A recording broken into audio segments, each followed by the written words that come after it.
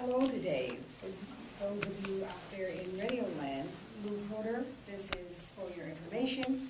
And please don't touch that dial. This is a very special program today, and we will want you to stay with us. The phone lines will be open. You can reach us here at 319-234-1441. Special guest today is Alicia Jefferson. A child with parents in prison will be the conversation, but it is so much more than a conversation. Alicia is calling for people to come forward to help save the children, especially those children whose parents are in prison, as her mother was when she was a child. I want to welcome you, Alicia, and congratulations at the same time. I don't know where you got the strength for this, but you got it done. And I hope that it will help a lot of people, the conversation that we will have today, and in other ways that you know from a personal standpoint what has happened because you've lived it. So, again, welcome. Thank you for having me, Mrs. Porter. All, Thank you so much. all right. Well, let's just jump right into this. Whatever made you want to write the book? It was a conversation I had with a woman here in Waterloo, a few years younger than me, who had the same experience as a child.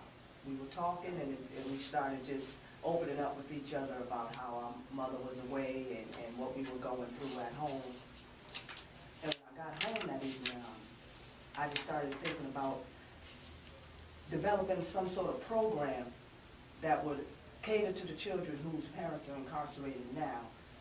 And as I was working out ideas, brainstorming ideas for a program, I became inspired to tell my story. Mm-hmm. So in a sense, I kind of put everything, all my ideas for the program on hold, and just started delving into writing my experience. Wow. Because I felt that the children need to know there are adults who live this experience. Yes.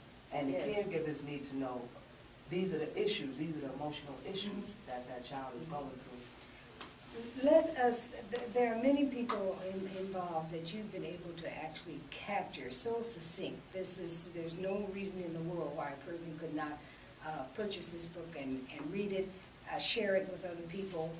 You're bound to get something out of it. If you don't, I don't know what kind of person that would be that would not get something from this book. There are teachers involved. Your grandmother, of course, played a big role in this. A brother, a father, and you know what the story is because, as I said, you have lived it. It isn't as if you are trying to get in on someone else's conversation. You have your own life and your own history to tell. So basically, why don't you just lay that on the table, and then we can begin to delve a little deeper. Now, you mentioned the other people involved. For one, grandmothers. For the most part, in the black community, the children end up with the grandmother. That's right. For the most part. Of course, foster care comes into play in different situations, but most of the children end up with their grandmothers. And in the book, I talk about living with my grandmother. Yes. And I also express how today I understand and am fortunate that my grandmother did take me in. Yeah. At the time, though, as an 8, 9, 10, 11-year-old child, I was not happy about it because she was not my mother. All right. And that was one source of my anger because everybody looked to her as my mother. So grandmothers, they play a major role, but unfortunately, maybe it's because my grandmother didn't understand the impact of my mother's incarceration on me. So she didn't encourage me or help me to express myself, to express what I was going through. So that, again, was a source of anger. And I had to deal with that. I had to deal with the anger I had towards her for not helping me to cope better. Okay.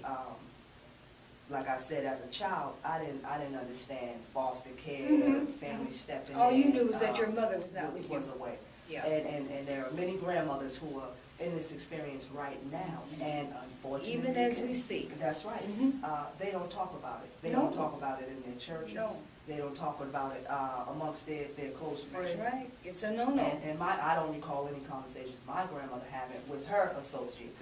So I felt, because she didn't talk about it, and she was the closest one to me, that I wasn't supposed to talk about All it. right. It's easy to pick that up. Yeah. Right. So that's somewhat of the grandmother's position, and from the child's standpoint, the feelings towards the grandmother. You mentioned siblings, my brother. The separation that takes place when a parent goes inside, behind the prison walls or jail walls, there often is a separation that takes place. Now, if that child, like I did, stays within their family, it's a burden. I understand this now as an adult. It's a burden on the family to take care of these children, feed and clothe, and all of the things that come into play when you're taking care of a child.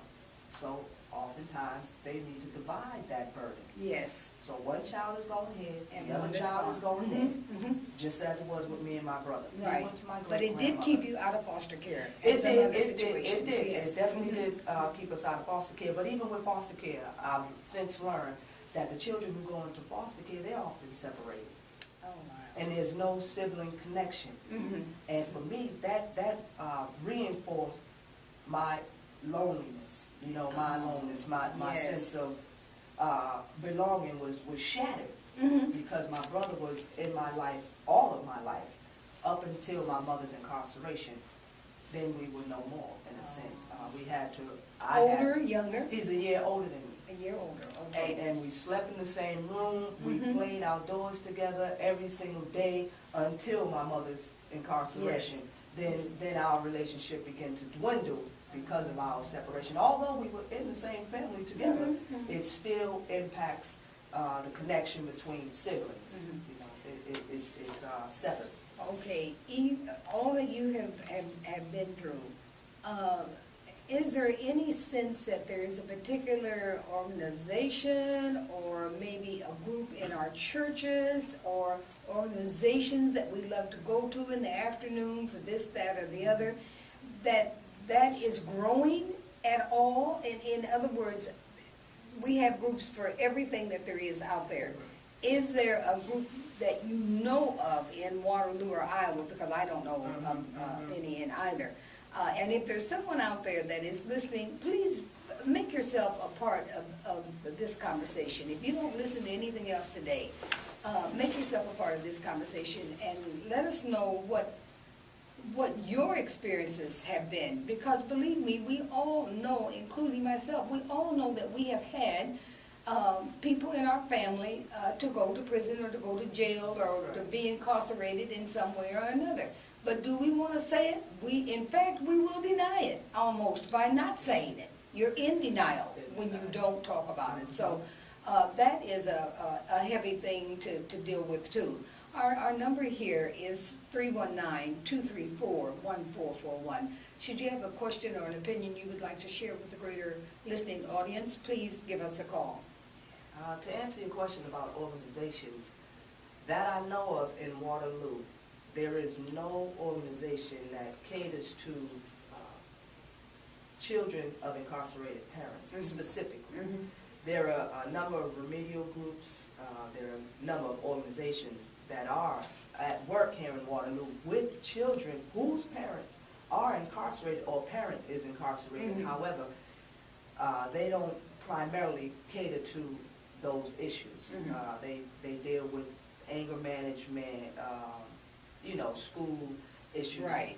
However, they don't key in on the reason this child is acting out or acting in, withdrawal and truancy and such, is because a parent has been taken out of their lives.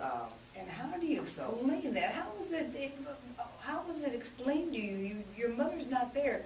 Your friends had mothers.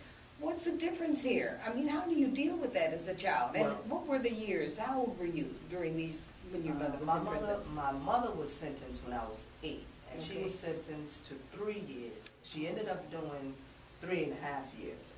So she began to get out 8. 11, she began to start being back into the community through halfway house and Uh-huh. such. But we were reunited permanently at 12, when I was 12. My father, however, he was gone when I was in the womb. Oh, right. And we were able to have a relationship again by the time I was 9.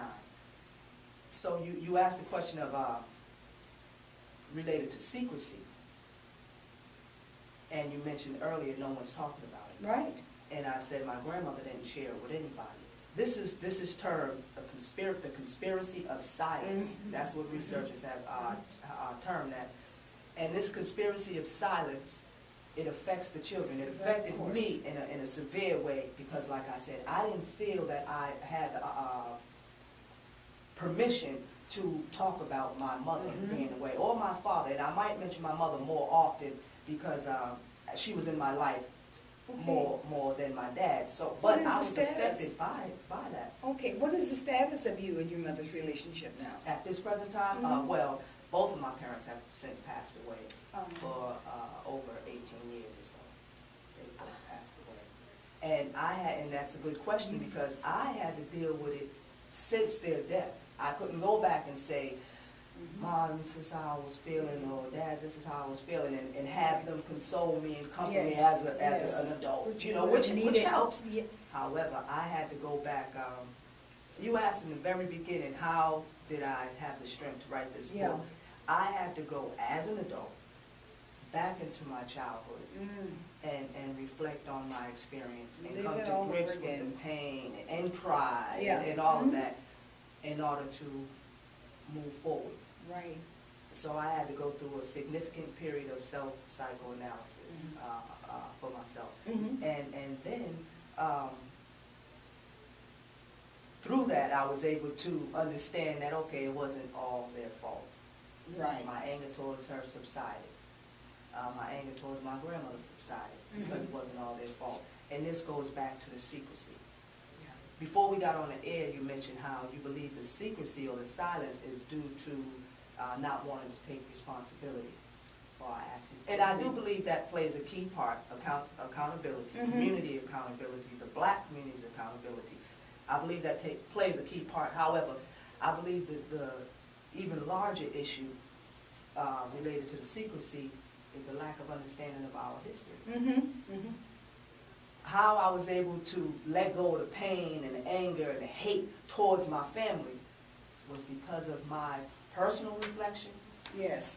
And it wasn't as if somebody was standing there saying, "Oh, Alicia, let's talk about this," But it was that personal. It was that understanding of our history and my understanding of institutional or structural racism that led my mother down the path she went to end up being incarcerated, and that had my grandmother ashamed because of the stigma related to crime and punishment and imprisonment.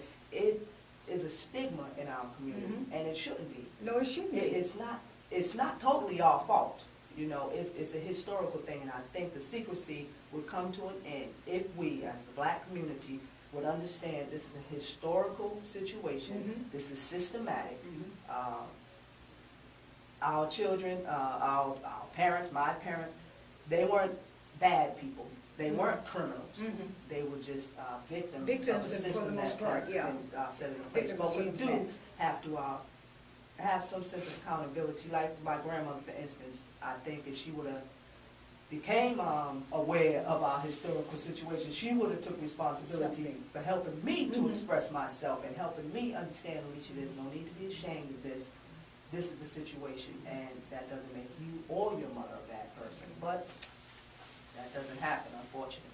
We are speaking to Alicia Jefferson today. Thank you for coming to be with us. This is a long-standing problem in our community in general, but specifically as it relates to our community. Because, someone came up, it's been years ago, but they would say, if America has a cold, the black community has pneumonia. That's how much of the difference that there is, So we really want to continue this conversation. We're going to take a break right here. We'll be right back. Yeah, that's true. We get a cold, girl, they get a cold. You know how much worse it is for us?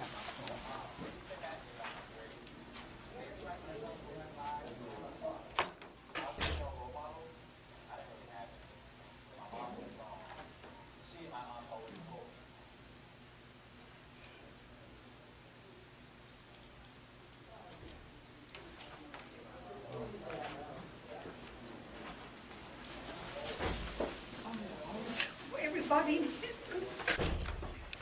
We have a special person in the studio today coming to you live. You can reach us here at 319-234-1441.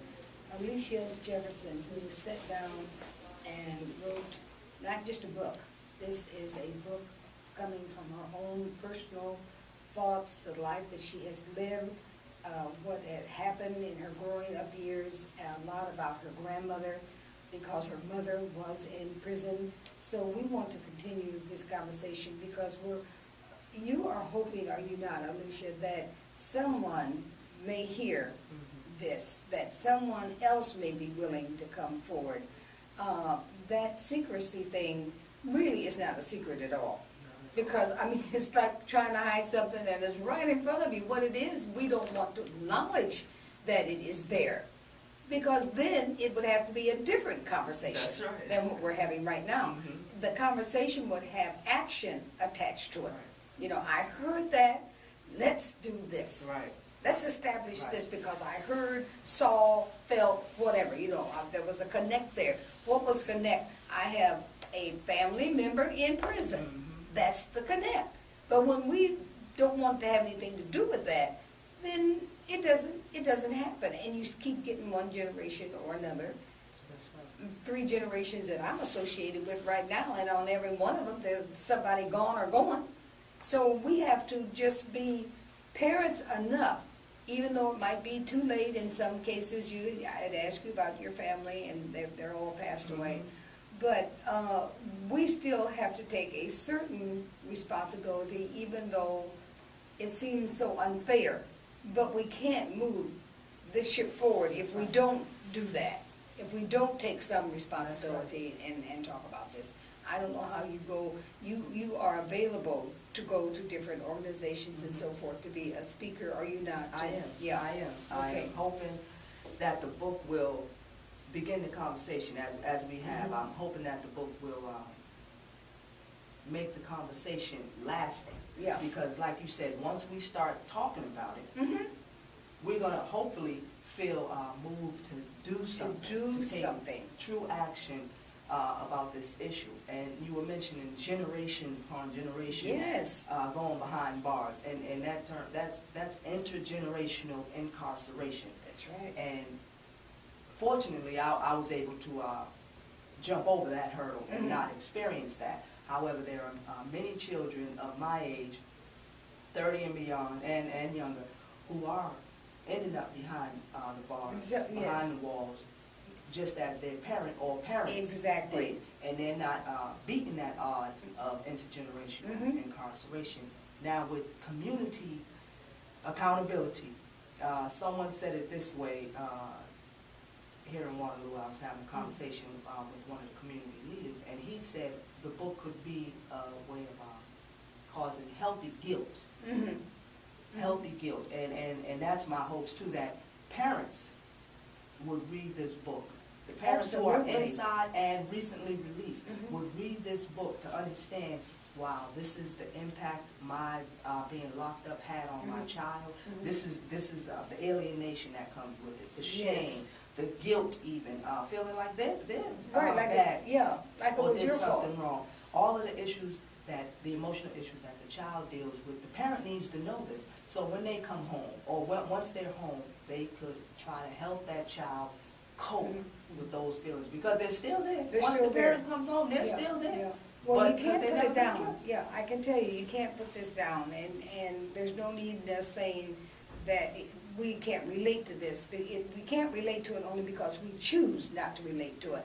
This is in print now, and I think it is somewhat rightful that it should be where people can hear about it, learn about it, talk about it. even if it's only one or two people. You know, we're hoping that this is a beginning for the community, that it will allow them to have their own conversation or join in with those people who have decided it's time to have this conversation. It's necessary, Mrs. It Porter. is, because we are losing our children left and right. On the table of content here, Alicia, I see just a whole line of things that you have delineated out and to bring more notice to. Wanted to ask you, in your own life, has this, or how has this whole thing affected your family? We're getting to how it affected you personally, but have you been able to keep your, how old is she? My daughter? 9. She's 9. Mm-hmm. 9 years old, right, yeah. Right. And so she has the great privilege because her mother took responsibility, talking about you, Alicia, Right. and she has a mother that she can go to, and you can talk about these things, where you did not. That was totally absent. We had that conversation too. Me and my daughter. She'll ask me, "Did you do such and such when you were my age, or did your mother?" Such? And I have to go back and say, "Well, your grandmother, she was away at this time, and I was with your great grandmother, and so there are experiences that." But you see, she's interested, and I'm open. Yeah, that's the main thing. To talk about it. Yeah. And then there is, grandmothers, we laud them and we should, we respect them, we love them. If it wasn't for our grandmothers, many of us wouldn't even have survived. I mean, you would be already in your grave, and if not physically in your grave, certainly benefacted grandmothers dealing with, you were talking about guilt. I mean, now here I am, the grandmother. I'm helping you out, so to speak. This is your child. Now I've got to change my whole life in order to keep this child from harm's way and that whole thing. And on top of that, I got to feel guilty about it. I mean, it just should not have to work that way. But whatever the connection was, I know that grandmothers have saved a child. Maybe they may not be as healthy mentally or physically as they should be, but if it hadn't been for grandma, you ain't seen nothing yet. And this is true, and I had my elder aunt kind of make that point also about how me and some of my cousins, without my grandmother, wouldn't have had a chance. And I know that's true today from an adult standpoint. But from the child standpoint, Mrs. Porter, we don't understand the total Not even picture. in England. We can't see the big picture. Yeah. We just see our lives, like you say, disrupted. And now we're with our grandmother. Love my grandmother. Yeah. I had a good relationship. Somewhat, it was better as I got older. But in that experience, for me, it wasn't fun because, again, she was not my mother. And everybody regarded her that way. Okay. Well, in this table of contents, it's quite lengthy, so I know you know it better than I, and I've looked at it a couple of times. Is there any certain line that stands out for you when you were putting this together? Was it more about, did it make you feel more about your mother or some other family member or society in general for their failure, who children find themselves in? Even as we speak, there are children on their way to prison. That's right. Children. Yeah, the children of the children those who exactly. In that intergenerational incarceration. You know what? There's the line, and we talk about the secrecy again. And in one of the sections or chapters is titled "No One Talks About My Mother." Yes. Now, yes. in the black community, now this is ambiguity. In the black community, say you better not talk about my mother. Don't nobody talk about my mother. That's right. Now, you know it. It's a play on words in a sense. No one talks about my mother. Yeah, and in a way that can be helpful. It was the secrecy. Yeah. That is what, hurts us, the child of the parent in prison or jail, hurts us the most. The secrecy, because of that secrecy, we have to hold all these emotional issues inside. I was only able to express myself, and of course it was an abnormal expression in school, because the teacher couldn't do anything to me. Right. She couldn't grab the switch and And I noticed you didn't like policemen either.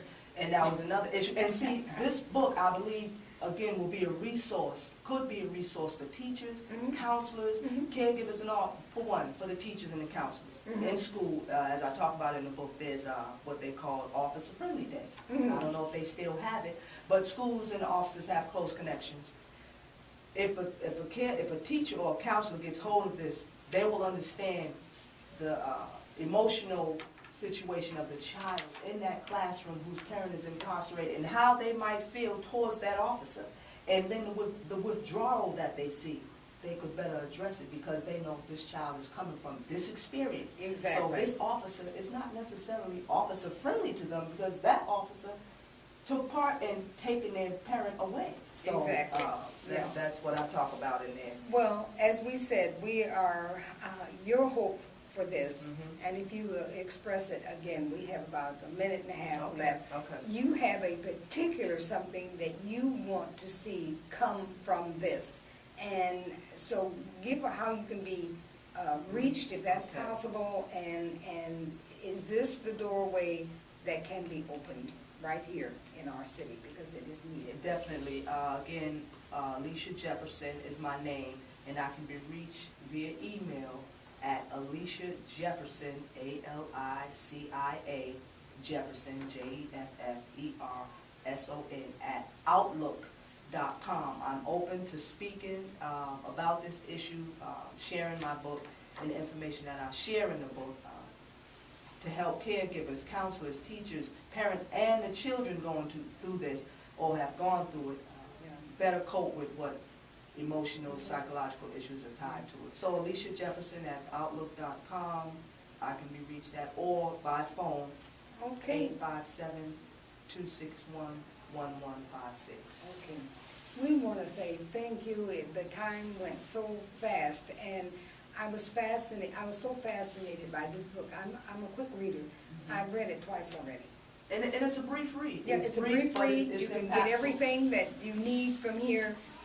You can no longer say, we can no longer say, well, I didn't know that was happening. You know, I'm not saying that everybody who listens today or maybe some other day or may have some conversation at the barbershop or whatever, Right. in church, Sunday school, choir practice, ballet classes, so many things, so many where people gather. Mhm, mhm. Let's get this conversation on and keep it going. Mrs. Porter, So- I want to thank you so much for being open to having this conversation on the air. It's so and, needed. And having me in this It's so morning. needed. Thank you so much. And we will be asking you to come again. I'm open to Tell that. us how you I'm feel open to about that. it. If people call you or you get letters or anything like Mhm, that, mhm. keep them, and we'll make that a part of our next conversation. Yes, ma'am. Thank you so much again. Thank you, Alicia, truly. I do appreciate you being here. Thank you. This is Lou Porter signing off for FYI.